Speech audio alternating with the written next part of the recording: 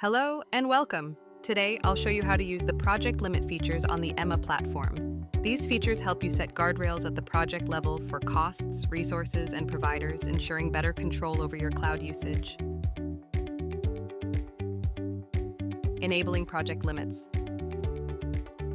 To enable project limits, navigate to Projects, select your project, go to Settings, and then click on Limits. Here you can set limits based on cost, CPU count, storage, RAM, cloud providers. Managing cloud provider limits.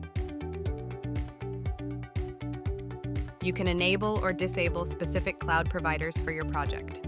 Currently, we have Amazon, Azure, DigitalOcean, G-Core, GCP, and VMware enabled. For example, if you want to disable Amazon, simply click Disallow. Now, when setting up virtual machines, AWS data centers will no longer appear as an option. You can also restrict providers by location. If you disable Africa and Australia, your options will be limited to Azure in Asia, Europe, North America, and South America. Click Apply, go to Virtual Machines, and you'll see that AWS is available. To re-enable AWS, simply go back to Settings, Limits, Providers, allow AWS, and check again. AWS is now visible.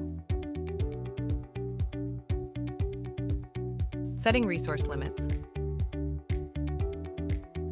Beyond providers, you can also set cost and resource limits.